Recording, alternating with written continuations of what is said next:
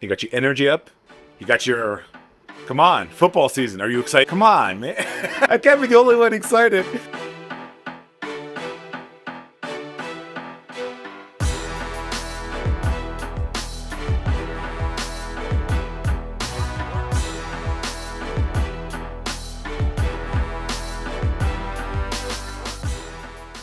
All right, let's do this. Welcome to Desperate Radio. I'm Hoz, and we are here to talk football. No, we're here to talk about everything, but we're celebrating the opening of the NFL season. I'm a huge football guy. I'm a huge NFL guy. I know, Brent, you are. One of my favorite. My favorite team is the New York Giants. Unapologetically, the New York Giants. We're going to talk about football, but we're going to talk about what we talk about every time, Agile and work and all that stuff that we love to talk about. One of my favorite coaches is Tom Coughlin, and I admire Tom Coughlin as a true coach. To me, he's a very good coach. There's a couple of things that he did to the New York Giants back when he first came on board, and he just cleaned up the act completely. The Giants have not been the same since Tom Coughlin left. They made it through the playoff once. Let's be honest, that was just a fluke season. I do like the current coach. I do like the current staff that's there. I do like all the players, but I want to go back to the coaching. Tom Coughlin, when he first came in, he said two things. If you're on time, you're late. If you're 5 minutes early, you're on time. Another thing that he said was that we're going to go back to the fundamentals. We're going to go back to the basics of football. And I've always respected that. I've always appreciated that. And it might have been one of the reasons I modeled my work behavior as an agile coach in the industry that we're in after. And that is, if you're struggling with whatever you're doing, whether it's your job or your business or your team, and you keep claiming that you're practicing agile, maybe it's time to go back to the basics. Maybe it's time to go back to where you into the book and figure out where are we failing. And I think this is where I have a gripe. And I had an episode a few weeks ago with the buddy of mine, Mr. Chris Williams from Badass Agile. Shout out to you, Chris. And we talked about that very specific thing. And you weren't available, but I know something that you and I always talk about. I really want to get into this. The difference between a good and a bad agile coach. I think, in my opinion, a lot of organizations, a lot of coaches out there, they treat their job or their title or their role as, let's be honest, a consultant. Even if they're hired a full-time at a company as an agile coach, they're treating their job as a consultant. Well, you're supposed to do this, but whatever you like. If you want to, okay, let's go that route. I think that's probably my gripe with a lot of coaches out there, whether it's be Safe or Scrum at Scale or whoever else is out there. And I mean, a lot of them. I think in our industry, in our circle, we know a few what they call SBCTs, which is probably the highest degree or level of certification you can get in Safe. And we've met a few of them. We're friends with a couple of them. And I am not the biggest fan of what those Safe trainers, the top tier ones, because in my experience, they just regurgitate whatever the manual says. They don't really coach. And we know a couple that they're great. Not only do they know the information, they practice what they preach, and they show you the right way. And that's how I pride on doing my work. I think that the big difference is you can be an agile, or you could be a coach, or you could be, just say, a consultant even, that comes in and is basing success on, did I get paid to teach a class? Or are they basing on success on, did the team make it to the objective? And that's a big difference, because a lot of coaches will come in and, they just want to get paid to do the classes. And I feel like that creates a toxic behavior in the sense that, okay, cool, thanks for the piece of paper, but I still have problems. Right. And not to tout or free plug, the Nexus by DSR is a cohort program that we created to help people not just get certified, but actually shameless plug. Not just get certified, but actually know how to use that certification correctly. And we help you build a roadmap to improvement. I keep telling people, I'm not here to certify you, just certify you and put you out there. Do you want to know why? Because that's what happened to me. I got sold the bill of goods. I believed in the Agile Manifesto, the 12 principles, the 4 values. I believed in all that. I still do till today. I use them every day, right? And what happens is that I got certified in my field, grew in my field, got to the point where I can certify other people. And my very first training certification class that I was with was kind of jittery, kind of meek, a little bit nervous. And do you want to know what the primary trainer said to me at that time when I said I was a little nervous? Said just read the trainer notes and just power through it. Don't let them know that you don't know your stuff. We just want them to pass the test. And that's when I knew I was in wrong company.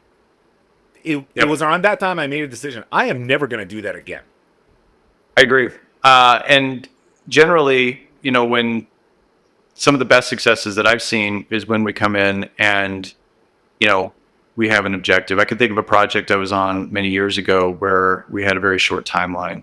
And look, I mean, if you're watching this, you probably know that we're not always suggesting that safe or any other solution is the best solution for whatever situation you're in. But in this scenario, we had to write a backlog very fast. And we had to figure out what our true north was very fast. So we had to come together as a team very fast. And just like in football, we had to make it to the end zone, if you will, very fast, which meant that, and there's a lot of parodies in Scrum and the huddles and the things that are happening as ceremonies throughout, a football game. And we're going to use a lot of football references today. And the first down being maybe, the end of the increment and, trying to make it to that with the, 80% or above predictability. So I used to even go into when I would train and included on this program where we had 10 months and show them how we are going to essentially sprint or XP or just do everything we can to get to here, and here. And I even broke it down as a football field. If you look at the safe big picture, tag it up there or something like that, you can see that there are lines that look a little bit like a football field. And I remember us coming together and even practicing that. It was almost like our preseason and our sprint zero. We were like, okay, how would we do this? How would we do that? And if you treat, I think, some of your implementations kind of like the preseason of football, and then now we're in the game and we've got to get there and it's all or nothing. What's that movie where it's like, just inches matter? Can't remember the movie, reference movie, whatever. Come on. Any given Sunday. Okay, I remember now. If you have that kind of energy and that kind of a passion behind it, you're going to make it. And you're also going to create a team that is going to be far more successful. Now, we ended up getting there faster than 10 months. I think we were around 9 months. And the reason we were able to do that is because everybody just dove in on it. Developers were writing stories. Product owners were working closely with product management, constantly trying to update and refine. We were all educated on how to make sure that the backlog reflected acceptance criteria that we were familiar with and that we could actually test against. Now, that was an execution of really applying some of the football and agile and all of those tactics into get there fast and train for it. And not only that, we knew how to execute our PI planning so well because we practiced them so many times before we got into the PI planning itself. Before we went into our live launch, we'd already ran drills, if you will, and we had already had our preseason, and everyone had already played this game over and over and over again. I tell you what, you just reminded me of, I'm going to throw a name that a lot of people probably forgot about. And a lot of you youngins out there, please look up this man. He's from the 1900s, as you say. He led the 49ers to 4 Super Bowls in the 1900s. And his name was Bill Walsh. Do you remember Bill Walsh? Don't, but I remember Joe Montana. Okay. Bill Walsh was the head coach of the 49ers when they won 4 Super Bowls with Joe Montana. Joe Montana was great. The supporting cast were great. But Bill Walsh was a genius. He's the creator of the West Coast offense. And he had this thing where he said, we're going to go and play this team, and here's exactly what we're going to do. And he would draw it every play on the chalkboard to the rest of the team. We're going to run on first down. We're going to throw on second down. And it didn't matter if you got the yardage that he asked for. He said, these are the plays that we're going to do. These are the plays we're going to do, and we're going to adjust in the middle. But the end game is this. that was to me like a little bit of mixture of like waterfall and agile, right? But he said exactly what he was going to do. He told his team, he gave his team clear, concise directions and the playbook of what they're going to do. And you know what? It worked because he was very clear on his message. He was very clear on where they needed to be. He was not playing in the gray. He wasn't being ambiguous about anything. He said, this is what we're going to do. And this is what I expect you to do. Because during preseason, during off season, these are the things that we practice. And I know that you can do this. Therefore, I'm asking you to do it when it comes at game time. Mm-hmm. So this goes back to being a good coach. If you are working with your team and you are showing them how to do proper sizing, showing them how to do proper planning, how to do proper root cause analysis. You're showing them the fundamentals and the basics of how to do the right thing. No, but there's something to be said about the good coaches have actually played the game, right? Right.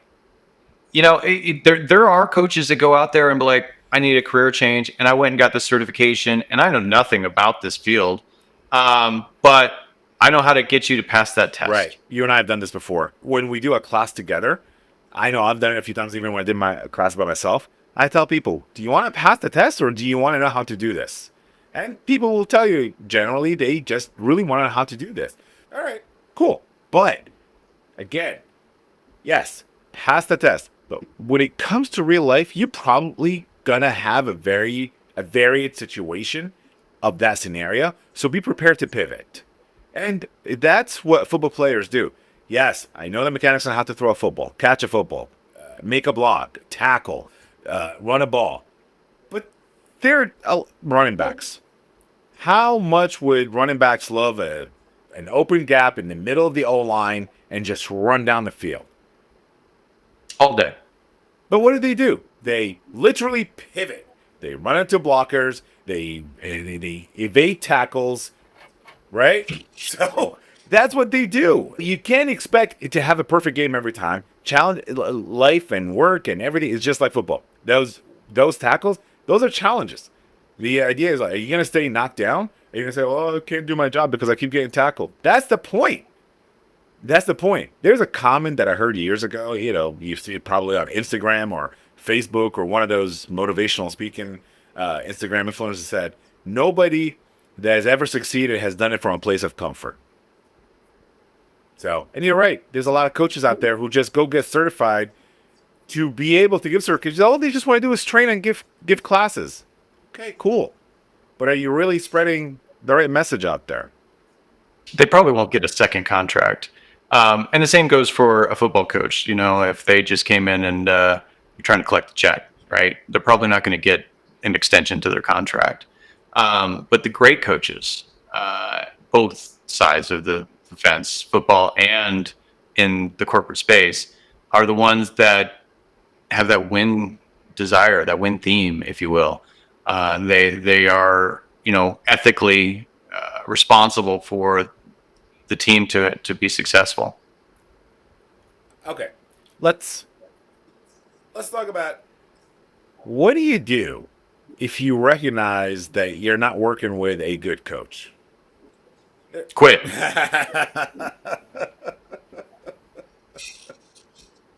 Update your resume.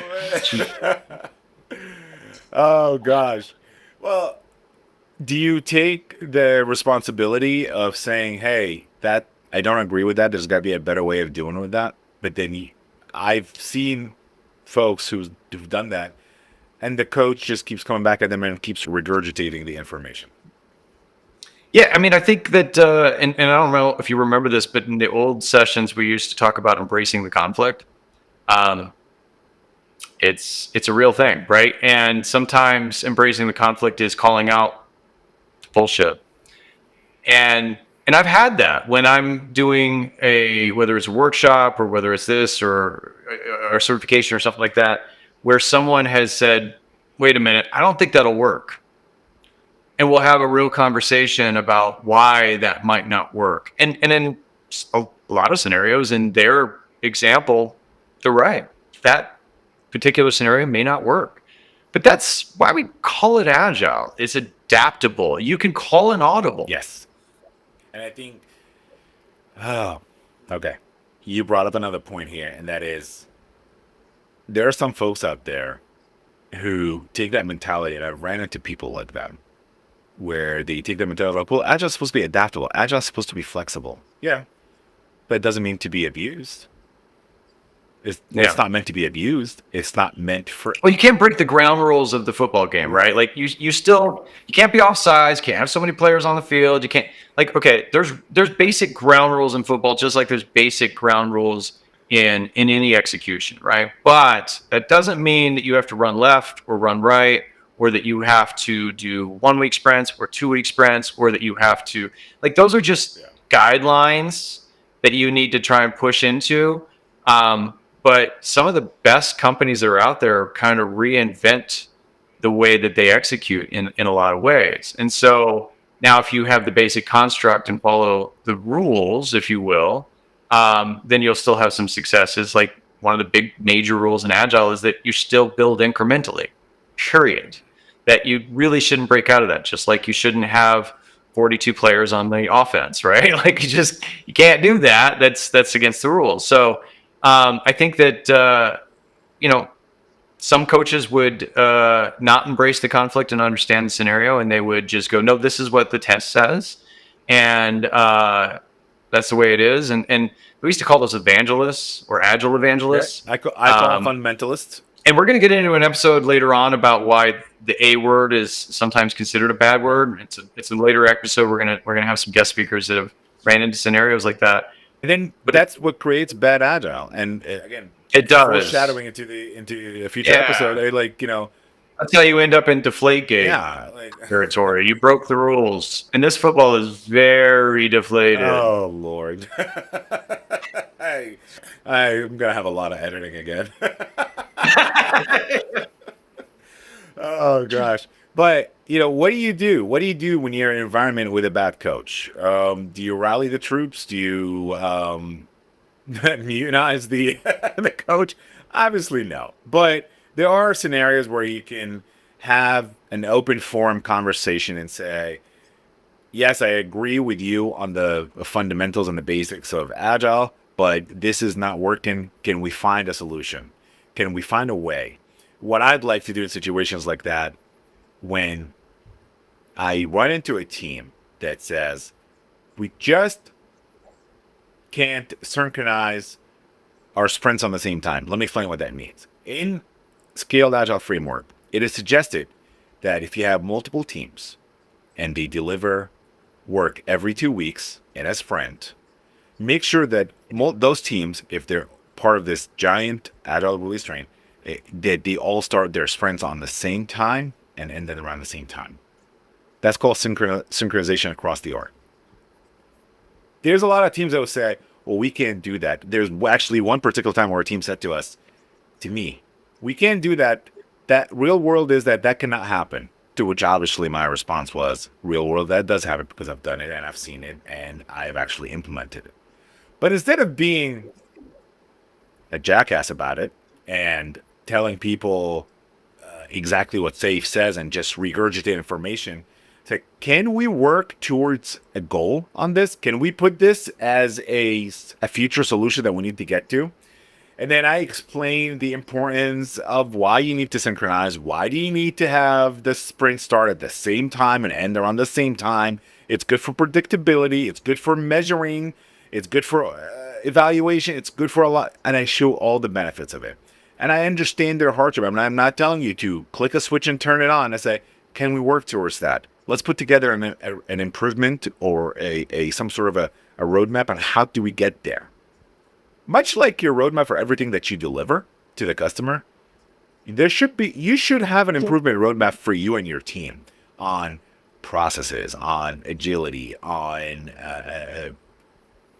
working better with your team, morale, growing your team. And not only that, you should be reviewing them constantly. Yes. I can't tell you how many times that we've written a definition already or something like that, and it sat somewhere for 2 years, and somebody went, until we have to actually go back and dust this thing off. But in football, they're constantly in the back room reviewing plays. Like, hey, what are we supposed to do here? Well, I already know that, coach. I get it, but we have 2 or 3 new players.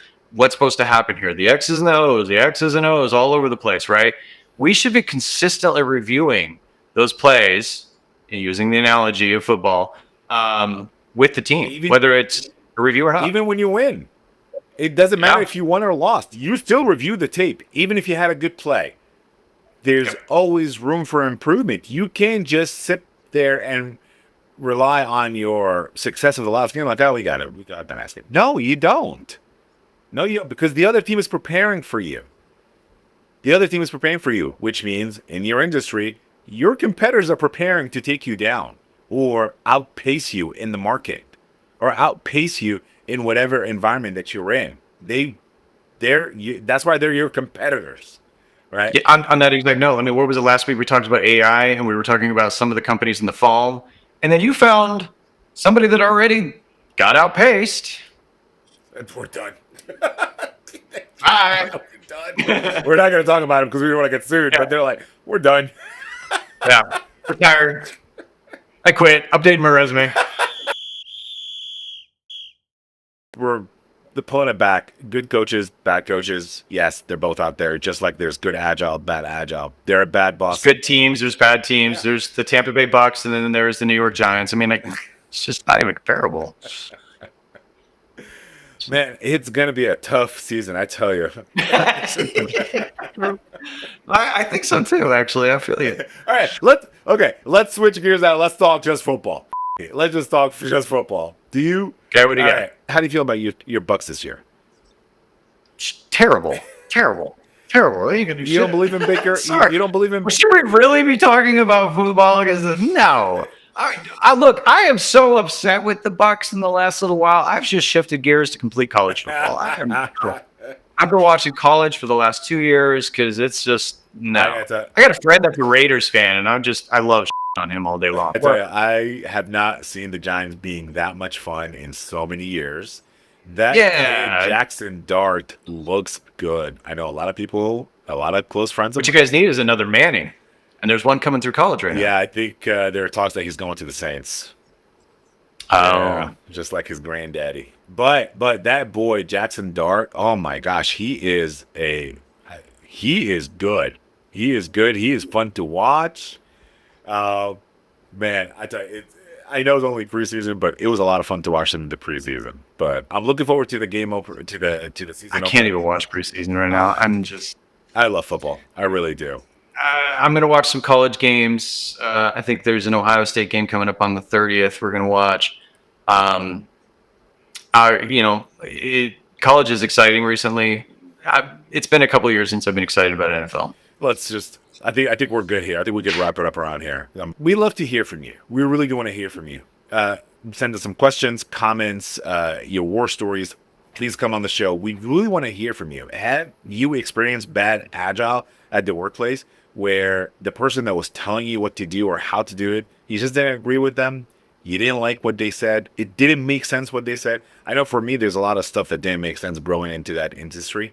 And yeah, I did my own research, and I was lucky enough to be connected with the right personalities and the right groups to be better at my craft. So we want to hear from you. We truly want to hear from you. And what are we not covering? I know we talked about the bad coaching. I know we talked about the bad information. We talked about the fundamentalists and the evangelists, right? You called them that, Brent? And I want to be clear on our objective here. It's not that we're just going to sit here and talk about how terrible Agile can be. We're shifting the narrative. We're trying to say and embrace the conflict, why things are going wrong, and bring back the audience to say there are ways to do this. Look, it's all people. It's all it is.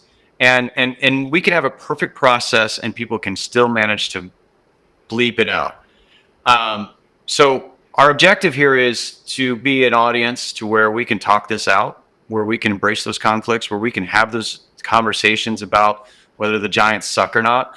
And then we can really figure out what makes that tick. Why is it happening that way? What can we do to make that better? We are a community, and I know you guys are out there. So come have that conversation. Let's get that community back together. Let's rally around the right way to do things, because if we don't, then we're never going to win the Super Bowl like the Giants. I do have a thought, and that might be I might be opening a can of worms here, but it might be a conversation for another episode. I do believe that some of those coaches that you and I know that we don't agree with, the ones that just regurgitate and they continue to call themselves coaches, but they don't really get in there in the trenches and help guide you and put their foot down and say, you're doing something wrong. I think the ones that run into the evangelists and fundamentalists, I think those are, it's their ego.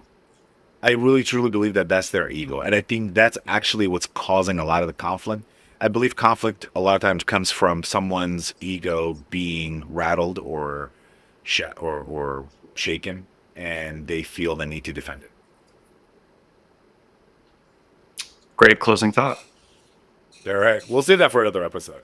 All right. As always, remember to like us, share us, subscribe. You'll have any questions, reach out to us through the comments or Hoz@desperateradio.com. Brent, we got to make an email for you. So people can reach out to you too. Maybe they want to complain about it. Yeah, my email is Hoz@deadsprint.radio.com. So if you need to reach me, send all your spam. And your complaints, right? And your complaints. All right. Thank you so much for tuning in. Go Giants! See you guys. This is Hoz, and this has been Desperate Radio.